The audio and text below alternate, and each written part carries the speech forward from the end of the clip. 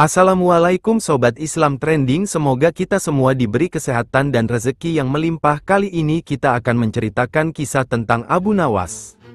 Setelah pembalasan Abu Nawas membunuh lalat-lalat dengan memporak-porandakan barang-barang Baginda Raja atas izin tertulis dari beliau, Baginda Raja sangat kesal dan karena kekesalannya itu beliau ingin sekali menjebloskan Abu Nawas ke penjara.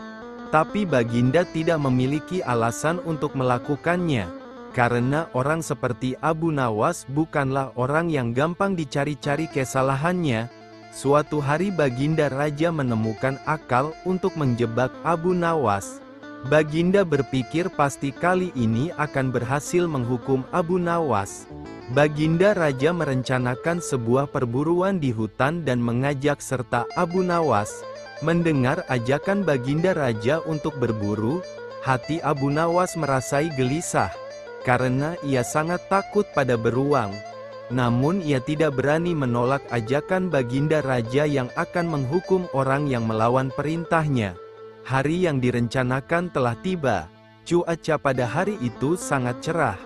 Baginda Raja dan pengawal kerajaan beserta Abu Nawas di dalamnya segera berangkat menuju hutan menunggangi kuda. Ketika masih dalam perjalanan, tiba-tiba cuaca menjadi mendung. Baginda Raja kemudian memanggil Abu Nawas untuk menghadapnya. Baginda Raja berkata kepada Abu Nawas, "Wahai Abu Nawas, tahukan engkau alasan aku memanggilmu?" Tanya Baginda. "Ampun Baginda Raja, hamba belum mengetahuinya," jawab Abu Nawas. Baginda Raja kemudian kembali menyambung perkataannya, "Cuaca tiba-tiba mendung, mungkin akan segera turun hujan dan hutan masih amat jauh, sedang kita harus berkumpul di tempat peristirahatan pada waktu makan siang. Engkau akan kuberi seekor kuda yang lamban, aku dan para pengawalku akan menunggang kuda yang cepat. Tapi bila hujan turun kita harus bisa menghindari agar pakaian kita tidak basah. Kita harus melakukan dengan cara kita sendiri. Sekarang mari kita berpencar," titah Raja kepada Abu Nawas. Abu Nawas pun segera menunggangi kuda yang lamban dan ia tertinggal di belakang. Abu Nawas merasa kecewa. Namun ia sudah menyadari jika Baginda Raja ingin menjebaknya dengan mencari-cari kesalahannya. Sebab jika ia tidak bisa melaksanakan titah Baginda maka ia akan mendapatkan hukuman. Mungkin ia akan dijebloskan ke penjara. Karena itulah alasan Baginda Raja mengajaknya. Mungkin untuk pembalasan atas penghancuran barang-barang Baginda yang ia lakukan, pikirnya. Hujan tiba-tiba turun. Baginda Raja dan pengawalnya segera memacu kuda mereka yang cepat menuju tempat berteduh sementara. Namun hujan yang begitu lebat tidak bisa dihindari. Mereka sudah lebih dulu basah kuyup sebelum tiba di tempat berteduh. Akhirnya ketika waktu makan siang tiba, berangkatlah Baginda Raja dan pengawalnya untuk makan siang menuju tempat peristirahatan mereka dengan pakaian yang masih basah. Akan tetapi belum lama mereka sampai di sana menyusullah Abu Nawas dengan kuda lambannya. Baginda Raja dan pengawalnya dibuat bingung melihat Abu Nawas yang menyusul begitu cepat dan dengan pakaian yang masih kering. Mereka heran atas hal yang mereka anggap mustahil, tapi bisa dilakukan Abu Nawas. Pada hari berikutnya Baginda Raja memberikan Abu Nawas seekor kuda yang cepat larinya, sedang beliau beserta pengawalnya menunggangi kuda yang lamban. Setelah mereka berpencar, cuaca pun tiba-tiba menjadi mendung dan hujan segera turun. Baginda Raja dan pengawalnya basah kuyup tidak bisa menghindari hujan karena kuda tunggangan mereka sangat lamban. Abu Nawas segera memacu kudanya cepatnya menuju tempat peristirahatan dan ia lebih dulu sampai di sana dari rombongan Baginda Raja. Ketika Baginda dan pengawalnya tiba dengan pakaian yang masih basah, mereka pun semakin bingung dan penasaran melihat Abu Nawas yang masih kering bajunya. Baginda Raja yang sudah sangat penasaran langsung bertanya kepada Abu Nawas, "Wahai Abu Nawas, aku sangat penasaran bagaimana kamu bisa menghindari hujan. Sebab meski kita terpencar ketika hujan datang, kita masih sama-sama dalam perjalanan dan engkau sama sekali tidak basah. Begitu juga ketika kami menunggangi kuda yang cepat, akan tetapi kami tetap tidak bisa mencapai tempat berteduh. Apalagi dengan tunggangan yang lamban ini tentu saja akan membuat kami kebasahan. Abu Nawas tersenyum mendengar pertanyaan Baginda yang sudah sangat penasaran padanya. Ia lalu menjawab, "Mudah sekali Baginda Raja, hamba sebenarnya tidak menghindar dari hujan, tapi ketika hujan datang hamba cepat-cepat membuka pakaian dan melipatnya, kemudian hamba langsung mendudukinya sehingga pakaian hamba tetap kering. Dan ketika hujan berhenti hamba kemudian memakainya lagi." Kelakuan Abu Nawas biar dianggap konsisten oleh Baginda Raja. Suatu hari Abu Nawas datang ke istana, tanpa diundang Baginda Harun ar-Rasyid. "Kebetulan kamu datang Abu, saya memang sudah kangen denganmu," kata Baginda tanpa basa-basi. Abu Nawas menjadi senang bukan kepalang. Baginda makin bersahabat saja belakangan ini. "Apa yang mesti hamba lakukan, Baginda?" tanya Abu Nawas. "Tidak ada," sergah Baginda. "Sebentar," ujar Baginda lalu beranjak dari tempat duduknya. Begitu kembali, Baginda sudah berganti pakaian lebih bersahaja. "Layaknya rakyat biasa, saya kepingin ke rumahmu," titah Baginda. Asyiknya, Baginda tidak mau dikawal siapapun. "Untuk apa Baginda ke rumah hamba?" tanya Abu Nawas heran. Lah pantas kaget dan serba salah. Soalnya, rumah Abu Nawas sedang berantakan. Istrinya pun tak ada di rumah. Lalu siapa nanti yang menyiapkan hidangan untuk Baginda? Abu Nawas jelas kebingungan. "Pokoknya saya mau ke rumahmu," ujar Baginda dengan suara ditekan. Karena Baginda memaksa, maka Abu Nawas pun mengalah. Mereka berdua pun berjalan kaki menuju rumah Abu Nawas, yang jaraknya tak begitu jauh. Sesampai di rumah, Baginda tak menyangka rumah Abu Nawas sangat sederhana. "Tak ada barang berharga di rumah itu, kamu sendiri?" tanya Baginda. "Iya, Paduka," jawabnya. "Istri hamba sedang menjenguk orang tuanya," lanjutnya. "Kebetulan, saya ingin belajar tentang kebijaksanaan hidup dari dirimu," kata Baginda. Sampai di sini Abu Nawas belum paham maksud Baginda. Berpikir sejenak, Abu Nawas menyadari permintaan Baginda tidak mungkin bisa ditolak. Akhirnya ia pun menurut saja, dengan syarat bahwa kebijaksanaan hanya bisa dipelajari dengan praktik. Baginda pun tak keberatan menemani Abu Nawas dan melihat perilakunya. Malam itu Baginda tidak kembali ke istana. Lah berencana menginap di rumah Abu Nawas. Abu Nawas menggosok kayu membuat api. Api kecil itu ditiup-tiupnya. "Mengapa api itu kau tiup?" tanya sang Baginda. "Agar lebih panas dan lebih besar apinya," jawab Abu Nawas.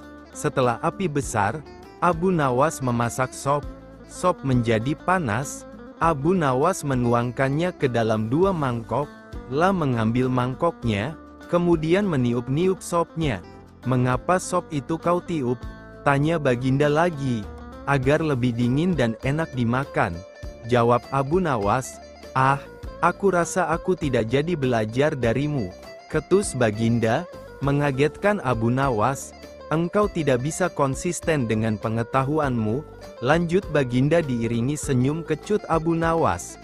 Malam itu juga Baginda pulang ke istana diantar Abu Nawas.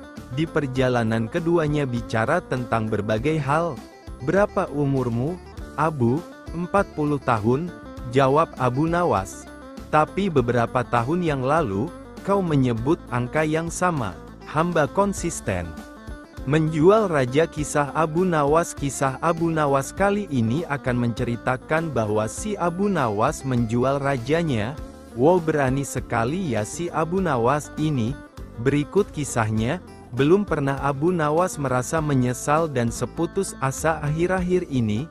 Sudah 2 hari dapurnya tidak mengepul asap lagi karena tidak ada lagi barang yang bisa dijual. Sebenarnya Abu Nawas bisa saja menjual salah seorang dari teman-temannya untuk dijadikan budak oleh pembelinya. Tetapi Abu Nawas tidak tega, apalagi kebanyakan teman-teman Abu Nawas adalah orang-orang yang miskin. Namun bagaimanapun juga ia harus menjual manusia karena Abu Nawas sudah merasa tidak memiliki sesuatu barang pun yang patut untuk dijual. Dengan tekad yang amat bulat, Abu Nawas merencanakan menjual Baginda Raja. Karena menurut Abu Nawas hanya Baginda Raja yang pantas untuk dijual.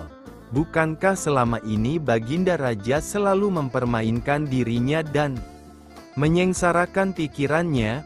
Maka sudah sepantasnya lah kalau sekarang ini giliran Abu Nawas menyusahkan Baginda Raja.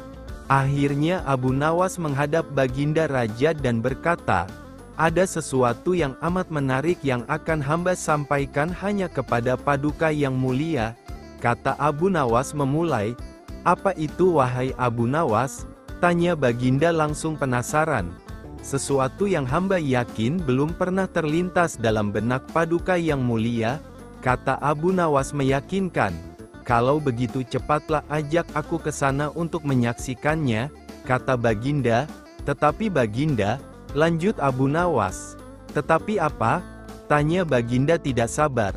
"Bila Baginda tidak menyamar sebagai rakyat biasa maka pasti nanti orang-orang akan banyak yang ikut menyaksikan benda ajaib itu," jelas Abu Nawas.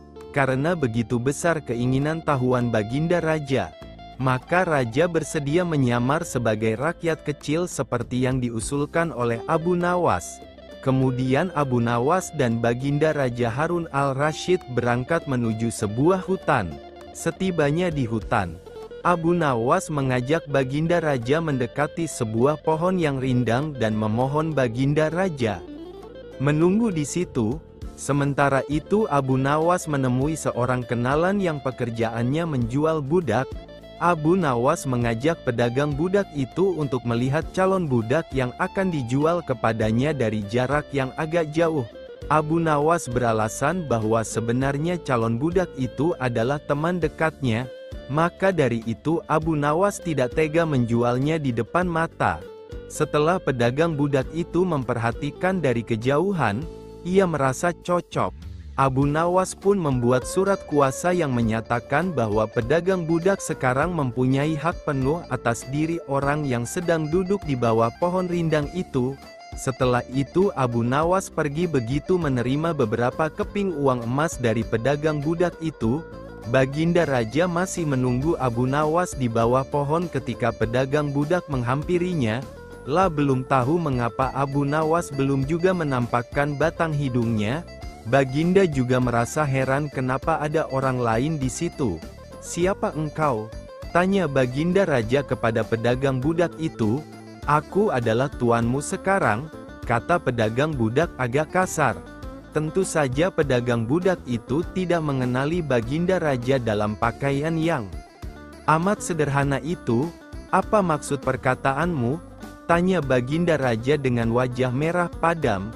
"Abu Nawas telah menjual engkau kepadaku dan inilah surat kuasa yang baru dibuatnya," kata pedagang budak itu dengan kasar.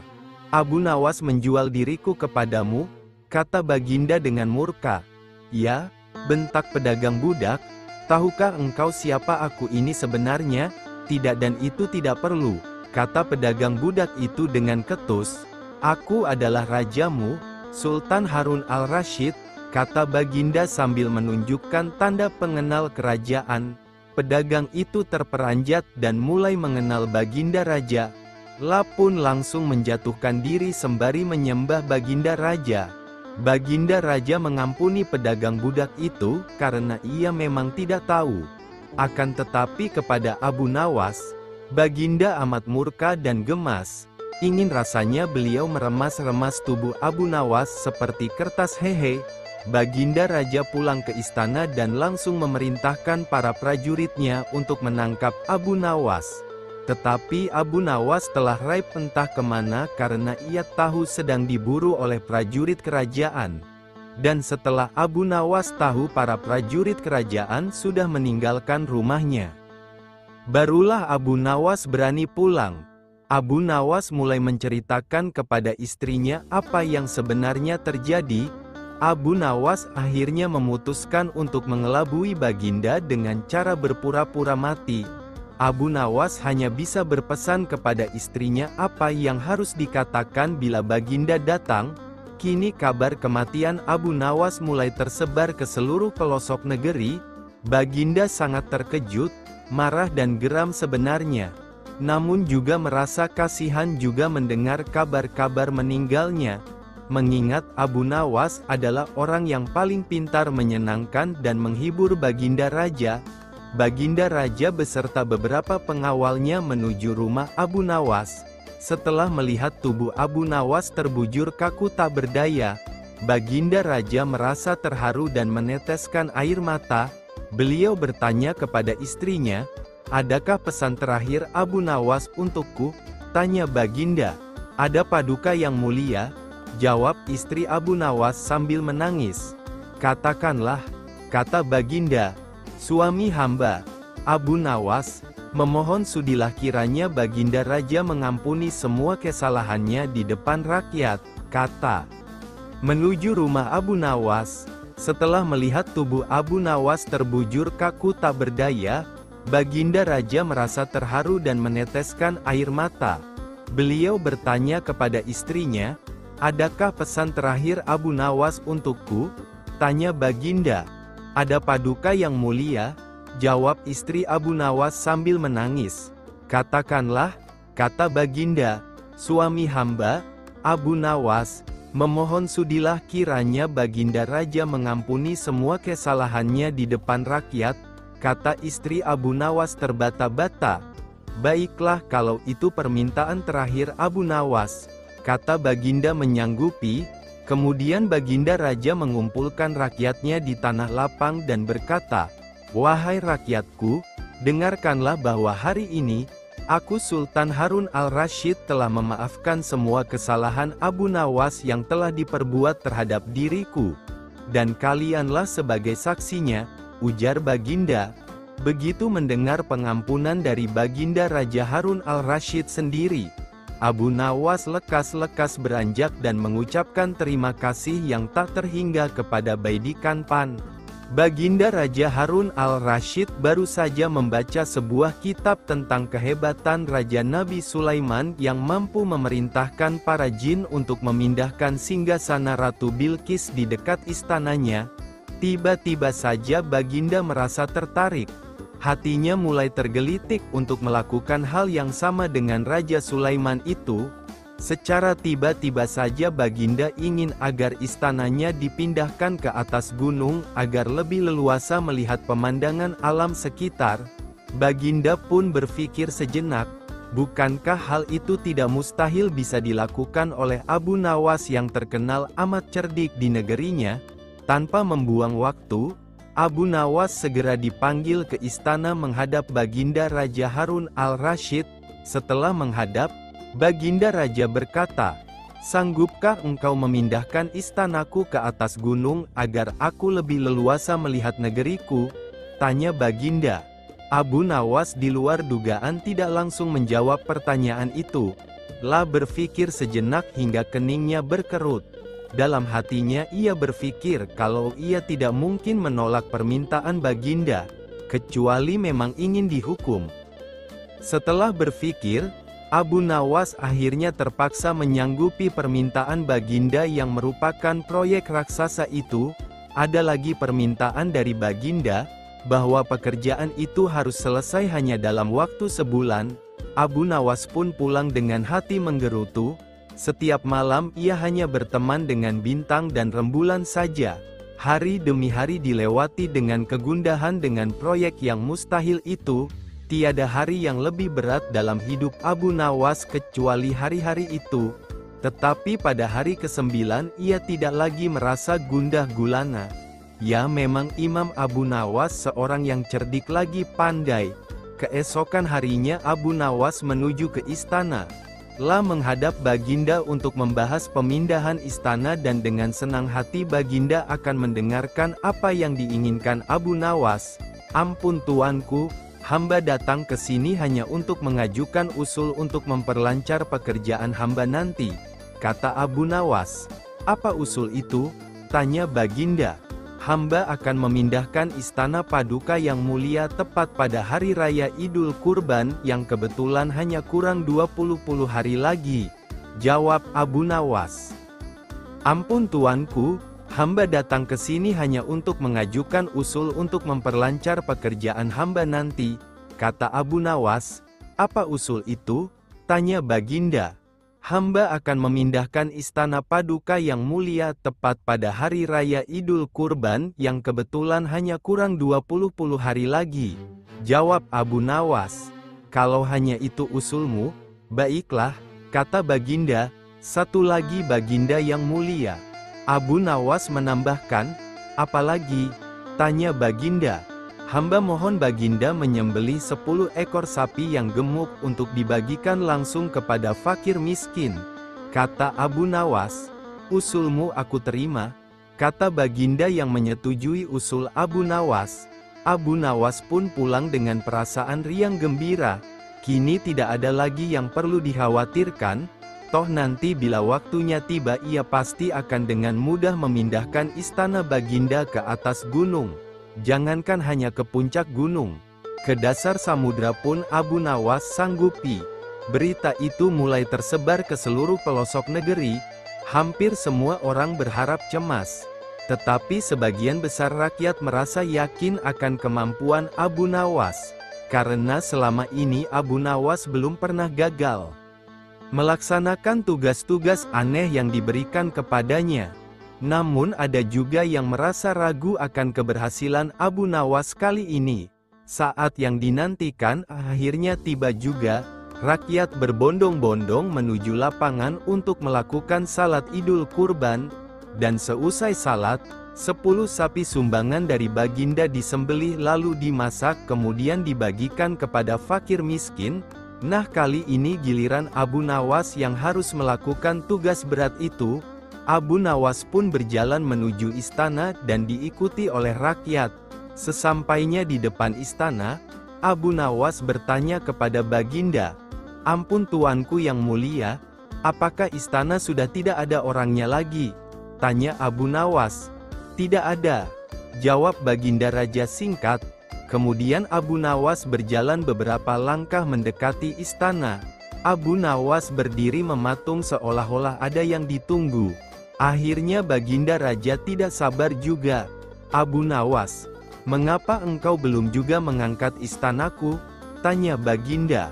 Hamba sudah siap sejak tadi Baginda, jawab Abu Nawas. Apa maksudmu sudah siap sejak tadi? Abu Nawas, apa maksudmu sudah siap sejak tadi? Kalau engkau sudah siap, lalu apa yang engkau tunggu? Tanya Baginda dengan heran. Hamba menunggu istana Paduka yang mulia diangkat oleh seluruh rakyat yang hadir untuk diletakkan di atas pundak hamba. Setelah itu hamba tentu akan memindahkan istana Paduka yang mulia ke atas gunung sesuai permintaan Paduka, jelas Abu Nawas. Baginda Raja yang mendengar penjelasan Abu Nawas ini merasa terpana. Dalam hati dia berpikir bahwa tiada mungkin seorang manusia pun di muka bumi ini yang menyamai kejayaan Raja Sulaiman. Betapa cerdiknya si Abu Nawas ini dengan alasan yang masuk akal. Masih ingat kan, pada saat Rasulullah yang pada waktu salat diganggu oleh jin Ifrit, dan beliau pun ingin menangkap Ifrit itu dan merantainya di tiang masjid. Namun hal itu tidak beliau lakukan karena teringat akan doanya Raja Sulaiman yang merupakan raja dari segala raja yang tidak akan dimiliki oleh seorang pun setelah meninggalnya Nabi Sulaiman. Abu Nawas ternyata perenang yang tangguh. Baginda berdecak kagum Al-Kisah. Pada suatu yang cerah Raja Harun Al-Rasyid memanggil Abu Nawas. Hari ini saya punya misi lain untukmu, Abu Nawas. Titah Raja dengan wajah serius. Apa yang harus saya kerjakan? Yang mulia, tanya Abu Nawas penuh tanda tanya. Kau tahu bahwa kita punya teluk yang luas, bukan? Tanya Raja kemudian. Menyedihkan sekali tak seorang pun pernah menyeberang teluk. Saya bertanya-tanya, Apakah mungkin seorang manusia berenang ke seberang teluk? Lanjut Baginda Raja. Abu Nawas masih khusyuk mendengar titah selanjutnya, ketika Baginda berujar, "Abu, saya butuh kau menjawab keingintahuanku, saya mau kau mengambil misi ini sebagai tugas terhormat." Titah Raja akhirnya, "Tuan, saya bukan seorang perenang yang baik." Gila Abu Nawas dengan wajah pucat.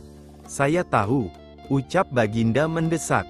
"Tapi setiap orang mengetahui kalau kau adalah pria terpintar di negeri ini, kau harus dapat mengerjakan tugas ini," kata Raja dengan nada memaksa. Abu Nawas tidak bisa berkutik. Dia tergagap. Kemudian dengan sangat terpaksa dia berujar, "Ya, saya akan mengerjakannya, Yang Mulia." Pertemuan selesai. Abu Nawas menggerutu begitu meninggalkan istana. Kepalanya tiba-tiba menjadi berat. Susah diajak berpikir. Asam lambungnya juga naik. Tanda stres sedang hinggap. Selanjutnya si cerdik ini berjalan gontai ke pantai. Lah memandangi teluk yang luas itu. Beberapa kali ia menarik nafas dalam-dalam. Pikirannya masih kalut, ketika ia akhirnya duduk di bawah sebuah pohon palem. Dia mencoba mencari ide menyiasati misi yang mustahil itu. Pada waktu itu ia melihat pakaian anak-anak tergeletak di atas bebatuan di sampingnya. Di mana anak itu? Mereka pasti berenang di pantai, gumam Abu Nawas. Seketika itu juga, kepala Abu Nawas tiba-tiba enteng. Asam lambungnya normal-normal saja. Cuma hanya kepingin makan yang enak-enak. Senyumnya pun terkembang. Nampaknya ia telah menemukan ide cemerlang. Abu Nawas lalu pulang dan bangun pagi-pagi sekali pada hari berikutnya. Dia segera pergi ke pantai. Sambil tersenyum, Abu Nawas melepaskan pakaian dan cincinnya lalu meletakkannya di pasir. Lah juga melepaskan sepatunya dan meletakkannya di samping pakaiannya. Setelah itu, Abu Nawas kembali lagi ke rumah. 1 jam kemudian Raja dan para menterinya datang ke pantai. Mereka terkaget-kaget ketika mengetahui ada pakaian Abu Nawas yang teronggok di atas pasir. Mereka pun berspekulasi, Abu Nawas sedang berenang mengarungi laut untuk mencapai teluk. Luar biasa, ini orang, gumam Baginda geleng-geleng kepala. Tapi sebagian dari mereka meragukan kalau Abu Nawas yang punya kemampuan berenang pas-pasan berani mengarungi laut. Untuk membuktikan rasa penasaran, mereka semua akhirnya sepakat untuk mendatangi rumah Abu Nawas. Sampai di rumah Abu Nawas, Raja dan para menteri hanya ditemui oleh istrinya. Lah mengatakan kalau Abu Nawas meninggalkan rumah pagi hari sebelumnya. Kemarin ia mengatakan padaku bahwa ia akan berenang menyeberangi teluk. Dia berkata bahwa Yang Mulia memerintahkannya melakukan demikian. Sebenarnya saya tak tega membiarkannya pergi karena saya tahu ia bukan perenang yang baik, kata wanita itu dengan sedih. Tiba-tiba datang seorang pengawal istana melapor. Yang Mulia, Abu Nawas ditemukan. Pengawal itu kemudian bercerita jika pada sore hari 3 nelayan di pantai melihat seorang pria berenang. Ketika mereka mendekatinya, mereka tahu bahwa yang berenang adalah Abu Nawas. Karena terlihat sangat lelah, maka mereka membantu Abu Nawas mencapai pantai. Tapi tak lama setelah itu Abu Nawas malah pingsan. Tak lama setelah itu, Raja dan beberapa pengawal pergi ke pantai. Raja lalu duduk di samping Abu Nawas. "Abu, Abu," panggil Raja sambil menggoyang-goyangkan tubuh Abu Nawas. Pelan sekali, Abu Nawas membuka matanya. Legalah hati Raja Harun al-Rasyid. Lah memegang tubuh Abu Nawas dengan erat. Lah terlihat sangat menyesal karena telah menyebabkan Abu Nawas menderita. Abu Nawas tersenyum tipis ketika sang raja memeluknya dan mengatakan, "Kau hebat, Abu." Baginda Raja jadikan tempat tidur Abu Nawas sebagai WC. Baginda Raja mendadak kangen, ingin bertemu dengan Abu Nawas. Soalnya, sudah beberapa hari ini si cerdik ini tak menampakkan batang hidungnya. Sudah beberapa kali, lewat utusannya, Baginda memanggil Abu Nawas, namun sang pelipur lara ini belum juga menampakkan diri. Pada hari itu, rindu Baginda Raja tak tertahankan. Ingin Abu Nawas menghibur hatinya yang galau. Setelah lama berpikir mencari cara agar Abu Nawas mau datang ke istana, Baginda Raja akhirnya menemukan ide yang super jahil. Raja kemudian memanggil 3 orang prajurit dan menyuruh mereka pergi ke rumah Abu Nawas. Pengawal, pergilah ke rumah Abu Nawas, beraklah di tempat tidurnya. Kalau kalian berhasil, maka masing-masing akan aku beri uang 1000 dirham. Titah Baginda Raja serius.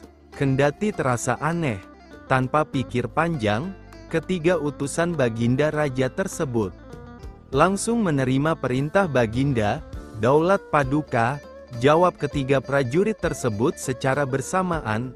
Mereka pun langsung berangkat menuju rumah Abu Nawas sesuai titah Baginda Raja. Sementara itu, ada seorang pejabat tinggi kerajaan yang memperhatikan perintah sang raja kepada ketiga prajurit tersebut. Pejabat itu memberanikan diri untuk bertanya kepada raja, "Maaf Paduka, bukankah tugas yang diberikan itu tampak aneh dan menghina?" Ujar pejabat setingkat pati itu, "Memang benar. Tapi itulah siasatku agar Abu Nawas segera hadir ke istana." Jawab Baginda terkekeh. "Apakah gerangan rencana Baginda?" Tanya pejabat itu lagi menunjukkan bahwa dirinya belum paham. "Nanti kamu akan segera mengetahuinya. Dan sekarang kamu ikutilah ketiga anak buahmu itu dan intailah mereka.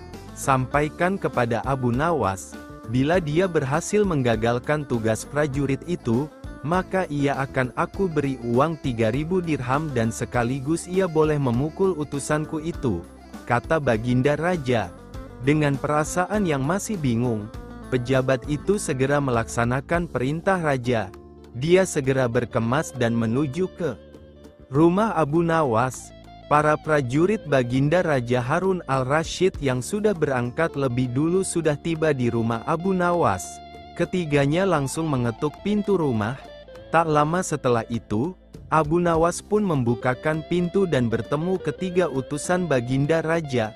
"Kami diutus oleh Baginda Raja untuk buang air besar di tempat tidurmu. Karena ini perintah Raja, kamu tidak boleh menolak," kata salah satu prajurit. Abu Nawas kaget bukan kepalang. Tapi ia segera sadar, permainan sedang dirancang Baginda Raja. "Oh, silakan. Saya sama sekali tidak keberatan. Silahkan saja kalau kalian mampu melaksanakan perintah Raja," ucap Abu Nawas kemudian. Segera memutar otak. "Betul?" tanya prajurit Raja memastikan. "Iya, silahkan saja," sahut Abu Nawas enteng. Abu Nawas mengawasi orang-orang itu beranjak ke tempat tidurnya dengan perasaan geram yang sudah ia tahan. "Betul-betul kelewatan," gumam Abu Nawas dalam hati. Abu Nawas memutar otak untuk menggagalkan tindakan bodoh dan kurang ajar 3 prajurit itu. Setelah berpikir beberapa saat, Abu Nawas akhirnya menemukan cara untuk menggagalkan tugas para utusan tersebut. Pada saat para utusan itu hendak bersiap-siap buang air besar, mendadak Abu Nawas berkata di balik jendela kamar, "Hai para utusan Raja, ada yang lupa saya sampaikan kepada kalian," kata Abu Nawas. "Apa itu?" tanya salah satu utusan Raja. "Saya ingatkan supaya kalian jangan melebihi perintah Baginda Raja. Jika kalian melanggar, saya akan pukul kalian dengan sebuah pentungan besar, dan setelah itu saya akan laporkan kepada Baginda bahwa kalian melanggar perintahnya," ancam Abu Nawas. Dengan cekatan Abu Nawas segera mengambil sebatang kayu besar yang ada di dapur rumahnya. Ia kemudian berlari kembali ke kamarnya dengan membawa pentungan kayu besar itu. "Hai, apa maksudmu tadi Abu Nawas?" tanya salah satu utusan. "Ingat, perintah Raja hanya buang air besar saja dan tidak boleh lebih dari itu," jawab Abu Nawas. "Iya, benar," jawab utusan Raja. "Aku ulangi lagi, hanya buang air besar saja. Tidak boleh lebih, ingat, tidak boleh kencing, Tidak boleh buka celana, tidak boleh cebok, hanya buang air besar saja, tegas Abu Nawas. Mana mungkin, itu tidak mungkin, kami juga harus buka celana dan kencing, protes salah satu utusan. Aku akan pukul kalian sekeras-kerasnya jika kalian melanggar perintah raja, sahut Abu Nawas kembali mengancam. Ketiga utusan baginda raja tersebut hanya bisa saling pandang kebingungan dengan ucapan Abu Nawas. Di tengah kebingungan tersebut, tiba-tiba ada suara yang memanggil Abu Nawas. Rupanya suara tersebut datang dari pejabat tinggi kerajaan. Melihat kedatangannya, Abu Nawas dan ketiga utusan raja segera berkumpul untuk menemui suara tersebut. Aku sudah mendengar perdebatan kalian. Baginda Raja memang memerintahkan para utusan untuk berak di tempat tidurmu. Jika mereka sanggup, masing-masing akan mendapatkan 1000 dirham. Jika mereka gagal, maka mereka boleh engkau pukul sesuka hatimu, kata petinggi kerajaan tersebut. Oh, begitu. Lalu hadiah dari Baginda untukku berapa tuanku? Tanya Abu Nawas dengan mata berbinar. Sekarang juga engkau boleh menghadap Baginda Raja untuk menerima 3000 dirham. Jawab pejabat itu. Mendengar itu, Abu Nawas dibuat kaget serta gembira. Sebelum menghadap Baginda Raja, Abu Nawas kembali mengambil pentungannya lalu mengejar ketiga utusan raja yang hampir buang air besar di ranjangnya. Ketiga utusan itu pun lari terbirit-birit. Abu Nawas, Baginda Raja sangat yakin engkau dapat mengatasi masalah ini. Baginda memang menginginkan kehadiranmu di istana untuk menghibur hatinya yang saat ini sedang gundah gulana. Jelas pejabat tinggi kerajaan tersebut sambil tertawa. Abu Nawas setuju. Mereka pun berangkat menuju istana untuk memenuhi panggilan Baginda Raja sekaligus mengambil hadiah 3000 dirham.